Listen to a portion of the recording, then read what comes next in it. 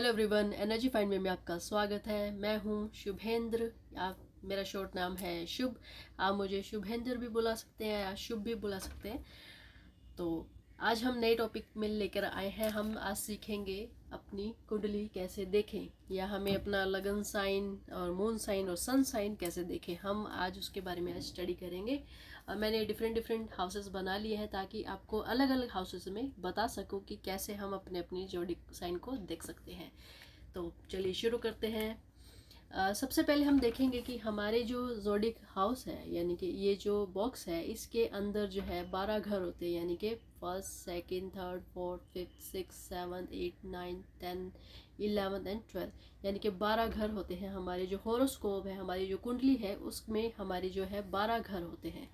और 12 घर में हमें 12 जोडिक साइन दिए जाते हैं, लेकिन हमारे जो लॉर्ड होता है प्लेनेट को अलग अलग हाउसेस दिए गए हैं। और अलग अलग हाउसेस में जो है उसकी जो शक्ति है या उसका जो प्रभाव है वो अलग अलग पड़ता है।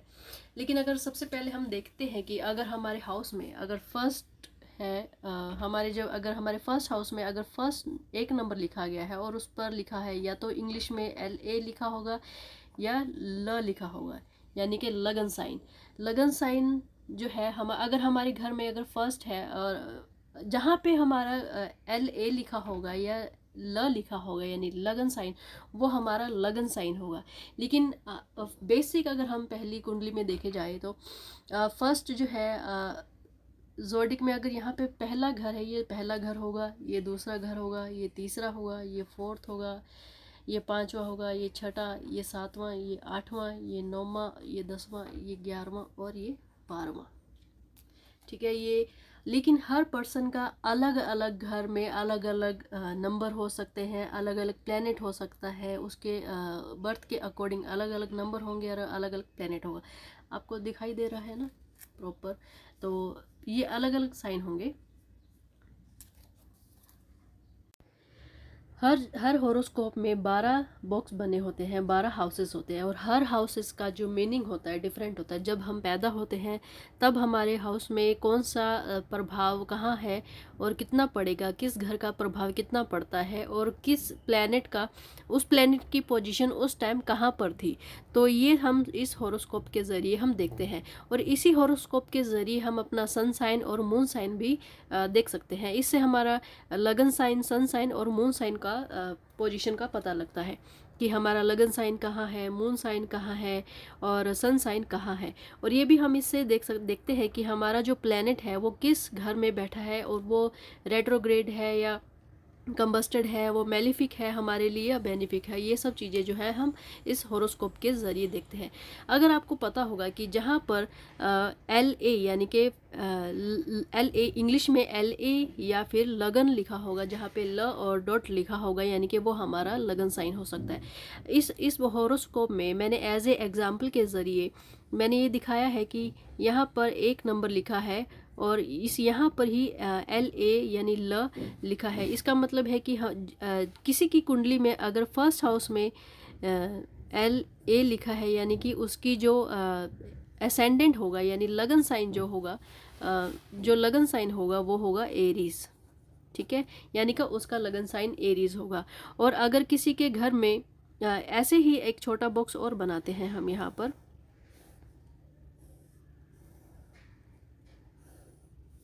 और इसी की तरह हम देखेंगे कि अगर किसी के घर में कोई और नंबर लिखा है, फर्स्ट घर में कोई और नंबर लिखा है, क्योंकि हर किसी का एक डिफरेंट नंबर होता है। तो नेक्स्ट जो है कि अगर आपका यहाँ पे फर्स्ट घर में 7 लिखा है और यहीं पे L लिखा है, LA लिखा है, यानी कि ल लिखा है, इसका मतलब ये है कि हमारा जो 7 नंबर है यानी कि लिब्रा हमारा जो है लगन साइन होगा, हमारा लगन साइन माना जाएगा। ठीक है। इसी तरह हम अपना सन साइन भी और मून साइन भी हमारा पता कर सकते हैं कि हमारा मून साइन कैसा है, लगन साइन कौन सा है या सन साइन कौन सा। आप अपना लगन साइन जो है ज़्यादा देख सकते हैं इसी पैटर्न के अकॉर्डिंग। जब भी आप अपनी कुंडली बनवाते हैं या कैसे भी अपना सॉफ्टवेयर यूज़ करके अपनी कुंडली को यूज़ करते हैं, देखते हैं, तो आपको बहुत ज़्यादा आसान हो जाएगा कि आप अपनी कुंडली को इस तरह जान सकते हैं कि ये जो लगन साइन कैसे दिखते हैं या मून साइन कैसे दिखते हैं। तो अगर मून साइन को अगर आपको देखना है तो मून साइन को कैसा पता लगेगा कि जैसे कि मैंने फिर से लिखा 1 नंबर, ये 2 है, ये 3 है,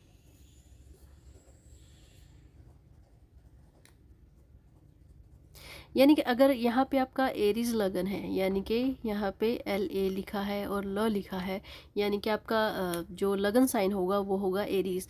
और अगर आपका सन साइन यहाँ लिखा है यानी कि 8th घर में, तो आपका सन साइन जो है वो होगा स्कॉर्पियो, यानी कि सन साइन जहाँ पर भी आपके सन की पोजीशन होगी वो आपका स्कॉर्पियो, यानी कि आपका वो सन साइन होगा।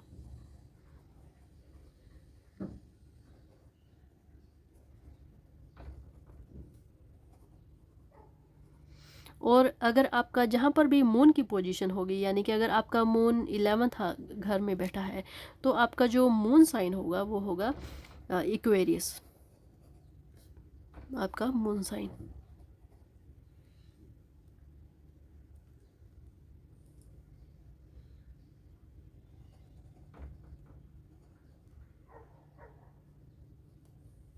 ठीक है, ऐसे ही आप अब अपना जैसे कि दूसरा एग्जाम्पल लेते हैं। ये जैसे कि यहाँ पर अगर आपका 4 नंबर बैठा है, तो यहाँ से गिनती शुरू करेंगे। 4 5 6 7 8 9 10 11 12। हम फिर से 12, जब 12 ही घर होते हैं तो फिर से हम शुरू करेंगे यहाँ पे फिर से 1 2 3। तो ठीक है, तो जैसे कि यहाँ पे LA लगन लिखा है, या इस घर में आपका 4 नंबर है, तो आपका जो लगन साइन जो होगा वो होगा कैंसर। और इसी जगह अगर आपका 2 नंबर लिखा है, मून जहाँ लिखा है और 2 नंबर है, तो इसका मतलब टॉरस होगा आपका मून साइन। ठीक है, और यहाँ पे अगर 11th है तो फिर से इक्वेरियस होगा आपका सन साइन। तो ऐसे हम अपने मून साइन, सन साइन और अपनी ज़ोडिक को हम देख सकते हैं अपने होरोस्कोप के ज़रिए। और ये ऐसे ही हम अपने घर में जो अलग अलग नंबर होता है, अलग अलग घर को अलग अलग नंबर दिया जाता है, यानी वो नंबर जो है ये हमारा ज़ोडिक साइन होगा। यानी कि ये जो नंबर होते हैं, ये नंबर जो है हमारे ज़ोडिक साइन होते हैं। यानी कि 1 को जो डिनोट किया जाता है एरीज से, यानी कि अगर 1 यहाँ पर है तो ये होगा एरीज। यानी कि इस घर की जो पोजीशन है, इस घर का जो नेचर होगा वो एरीज लगन के जैसा होगा, एरीज के जोडिक साइन जैसा होगा। लगन नहीं, सॉरी, लगन नहीं, एरीज जैसा होगा। यानी कि इसका प्रभाव जो है एरीज जैसा होगा। अगर यहाँ पे 2 नंबर लिखा है, यानी कि टॉरस जैसा इसका जो नेचर होगा टॉरस जैसा होगा। इसी तरह 3 नंबर यानी कि जेमिनाइन जैसा होगा। ऐसे ही 4th का, 5th का, 6th का, 7th का, 8th का, 9th का, 10th का, 11th का और 12th का। 12th अगर यहाँ पे 12th है यानी कि पाइसिस, यानी कि मीन लगन जैसा इस घर का नेचर डिनोट किया जाएगा। यानी कि उस घर का नेचर जो नंबर लिखा है, जो जोडिक साइन से डिनोट किया जाता है, उस घर का नेचर वैसा बन जाता है। या फिर ये भी कह सकते हैं कि जैसे ये शफल हो जाते हैं, अलग अलग घर में अलग अलग शफल हो जाता है। जैसे कि नेक्स्ट पेज पे हम बनाते हैं, जैसे कि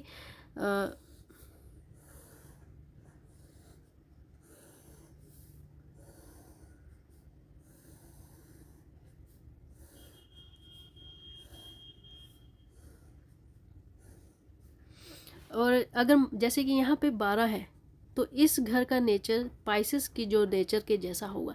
लेकिन इस घर का पर्टिकुलर जो एस्ट्रोलॉजी में जो इस घर का नेचर है, फर्स्ट घर का जो नेचर बताया गया है वो डिफरेंट होगा। यानी कि इससे हम पता चलता है कि अगर जिस घर में जोडिक साइन है उसका नेचर, प्लैनेट का नेचर, प्लैनेट का प्रभाव, और जो है हाउस का नेचर, इन तीनों चीज़ों से मिलकर ही हम टोटल जो है हमारी जो कुंडली को प्रॉपर रीड कर पाते हैं, यानी कि अपने बारे में जान पाते हैं। हमारा जो खुद का जो इन तीनों का इफ़ेक्ट हमारे ज़ोडिक साइन में ज़्यादा पड़ता है, यानी कि इस हाउस में ज़्यादा।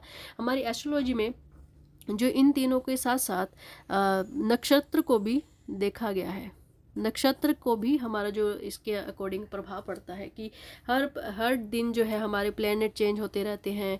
हमारा जोडिक और हाउसेस जो है और नक्षत्र है, ये कभी भी चेंज नहीं होते जो भी हम बर्थ के अकॉर्डिंग होते हैं, लेकिन हर महीने, हर हफ्ते, हर दिन, हर मिनट में जो भी प्लेनेट की पोजीशन है वो हमेशा चेंज होती रहती है। तो इसलिए हमारे जो लाइफ में जो भी इफ़ेक्ट पड़ते हैं, अच्छे बुरे, वो प्लेनेट की पोजीशन पर ज़्यादा प्रभाव पड़ता है, क्योंकि ये हमेशा चेंज होता रहता है। ठीक है, तो इतना आपको समझ में आया होगा कि हमारे जोडिक साइन को हम कैसे देख सकते हैं कि हमारा जोडिक साइन कैसा है, कौन सा जोडिक साइन है और इसका प्रभाव जो है कैसे पड़ता है। ठीक है, और अगर आगे देखते हैं कि हमें ये देखना है कि हमारा जो किस जोडिक का कौन सा प्लेनेट है, ठीक है, उस पर उसका जो राजा है, यानी कि उस घर का जो लॉर्ड है वो कौन सा होगा। जैसे कि मैंने पहले ही ऑलरेडी लिख दिया है कि यहाँ पर अगर 4 नंबर है तो 5, 6 ऐसे ही आगे आगे की गिनती, यानी कि काउंटिंग जो बढ़ती जाएगी, और 12 ही हमारे जो हाउसेस होते हैं उसी के अकॉर्डिंग हमारे प्लेनेट को उसका एक अलग जोडिक साइन दिया जाता है। ठीक है, और यहाँ पर अगर 4 है तो इसका जो लॉर्ड होगा वो है मून। ये मैंने ऑलरेडी यहाँ पर ऊपर लिख दिया है कि मार्स जो है, मार्स का जो जोडिक यानी कि एरीज और स्कॉर्पियो का जो लॉर्ड होगा वो है मार्स। टॉरस और लिब्रा को जो लॉर्ड है वो है वीनस। यानी कि इसका ये जो प्लेनेट है इसका प्रभाव इन दो जोड़ी पर बहुत ज़्यादा पड़ेगा। यानी कि आगे आपको बहुत ज़्यादा डिटेल में बताएंगे कि इनका जो नेचर, ये हमारे लिए जो प्लेनेट है, ये हाउसेस है, ये हमारे लिए क्यों इम्पोर्टेंट है। ठीक है, जैसे कि मरकरी जो है, इसका जो अगर देखा जाए, इसका जो ये जो किस किस घर पर यानी कि किस किस जोडिक साइन पर राज करता है, ये है जेमिनाइन और वर्गो। इसी तरह आगे है जुपिटर का, अगर देखते हैं सैजिटेरियस और पाइसेस पर राज करता है। उसी तरह सैटर्न का जो है प्रभाव जो है इसका कैप्रिकॉन और इक्वेरियस पर बहुत ज़्यादा पड़ता है। इसी तरह आपने पिछले साल जो देखा होगा कि अभी जो है सैटर्न जो है अपने फिर से कैप्रिकॉन में है, लेकिन इक्वेरियस में भी है, कि इन दोनों पर जो है इनका प्रभाव ज़्यादा पड़ेगा। ठीक है, यही जो लॉर्ड है हमारे नेचर पर डिपेंड करता है, हमारे बिहेवियर पर बहुत ज़्यादा प्रभाव डालते हैं। हमारे करियर कैसा होगा, हमारी फैमिली में हमारा जो प्रभाव है वो कैसा होगा, हमारी फैमिली हमसे प्यार करेगी या नहीं, या इस जो समाज है इसके अंदर हमारा जो हमारे इस समाज को देखने का और समाज हमें किस तरीके से देखेगा, ये सब जो चीज़ें हैं हमारी बहुत ज़्यादा डिपेंड करती है इन चीज़ों पर। इसी तरह हमारी जो जोडिक साइन है, हम अपने जोडिक साइन को देख सकते हैं, उसका प्लेनेट कौन सा है, वो किस घर में बैठा है, और कि उसका जो नेचर है वो कैसा है, वो हम इस जोडिक साइन के ज़रिए देख सकते हैं। आई होप कि आपको मेरा ये जो कुंडली को दिखाना, या कौन सा घर किसका है, या उसका जो लॉर्ड है वो कौन सा है, आई थिंक आपको समझ में आया हो। और आगे हम इसी तरह सीरीज़ रेगुलर करेंगे कि कौन कौन सी आपको अच्छे से समझा पाऊँ कि कौन सा घर उसका प्रॉपर उसका जो नेचर है वो कैसा होगा। आपने अगर मेरे पास्ट वीडियो में देखा होगा कि एरिस का नेचर बता रखा है, मैंने टॉरस का नेचर बता रखा है, वो इसीलिए बता रखा है कि अगर आपका कौन सा घर है उसके अकॉर्डिंग भी वो घर अपना रोल प्ले करता है।